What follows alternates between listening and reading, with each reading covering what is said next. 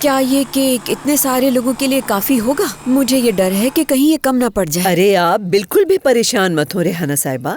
यकीन करें, मैंने काफी दफा इस तरह के केक बनाए हैं। ऐसा केक बनाऊंगी अब देखती रह जाएंगी। सेलीन को भी पसंद आ जाए। बहुत पसंद आएगा उसे, बहुत।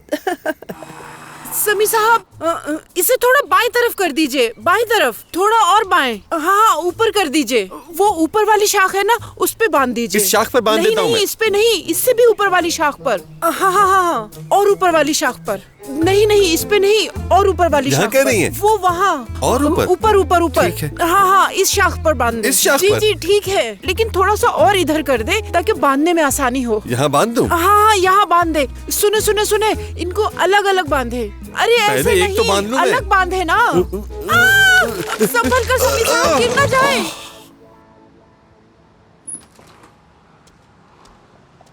बुरा बात सुनो, 1 मिनट रुकोगे? हाँ कहो।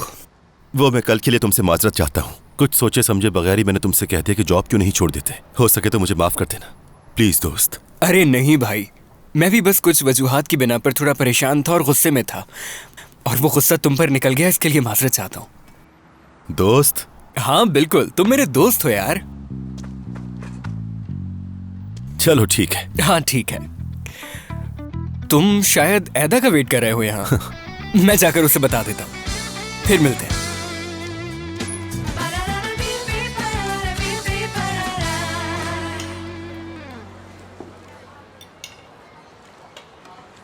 मुझे बहुत ज्यादा भूख लग रही थी। मैंने तो कुछ नहीं खाया, इसलिए भूख लगी। तुम्हारा समझ में नहीं आ रहा। मैंने खुद कुछ नहीं खाया था वहाँ। क्यों? क्या इस डर से कि नींद की गोलियां होंगी खाने में? हाँ। वैसे मैं भी तुम्हारी जगह होती तो डर जाती। कैसे वो घुरे जा रही थी तुम्हें? अब ये सारी बातें छोड़ दो, तुम बताओ क्या बात करनी थी?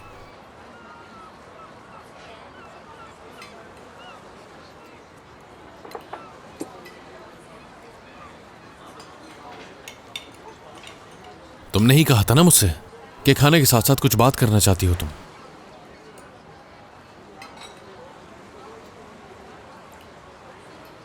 सेलीन। 1 मिनट रुको जरा। देखो, समझ गया हूं मैं कि झूठ बोलने पर तुम्हें अफसोस हो रहा है, लेकिन अब इस बारे में ज्यादा ना सोचो तो अच्छा रहेगा। तुम्हें कैसे पता कि मैंने झूठ बोला है? इसका मतलब? मुसलसल झूठ बोलते ही तो आ रहे हैं हम लोग, और अब तो आदी भी हो चुके हैं। तुम्हारे वालिदैन से झूठ बोला, और सबसे पहले हमें ऑफिस में भी झूठ बोलना पड़ा कि हम लोग साथ नहीं रहते। इसके साथ साथ अलारा को भी हैंडल करना पड़ा हमें। ठीक है, तुमने सच छुपा के रखा और मैंने भी छुपा के रखा। हम दोनों ही इसमें शामिल हैं। यह अलग बात है कि हम ऐसा नहीं चाहते थे, मगर हालात ही कुछ ऐसे बनते गए।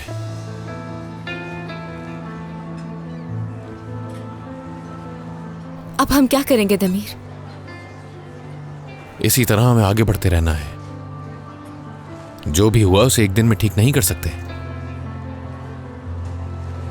खैर छोड़ो, आज बहुत थक गए। ऑफिस जाने का दिल नहीं कर रहा। घर चलें क्या? कल रात ठीक से सो भी नहीं सका हूं मैं। मुझे अपने घर का सुकून याद आ रहा है। सही कहा, अपने बिस्तर की बात ही अलग होती है।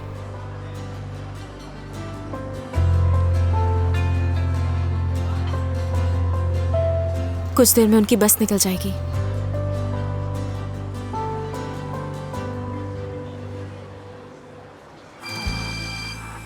अरे, सेलीन की कॉल है। हाँ। खामोश।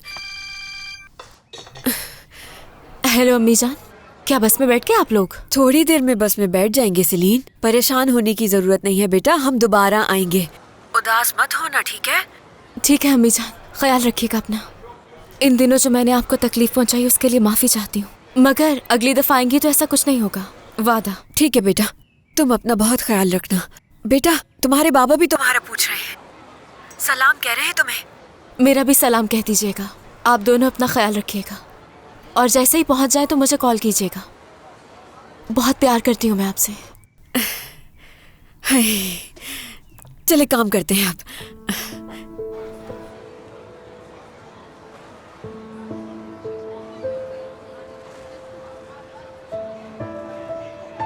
ठीक हो तुम?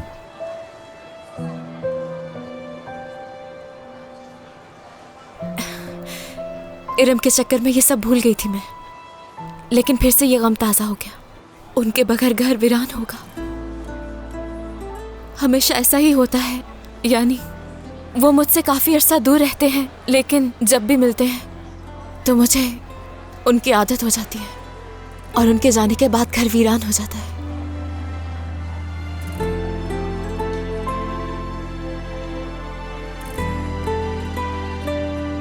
दमीर,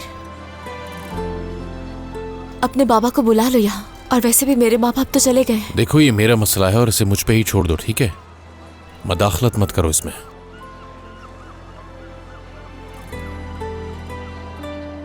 मेरे वालिदैन यहाँ पर थे, इसी वजह से तुम उन्हें नहीं बुला रहे थे ना? या फिर तुम्हारे बाबा से तुम्हारी बनती नहीं? सेलिन, इस बारे में बात करना बंद करोगी? खाना खा लिया हो तो चलते हैं।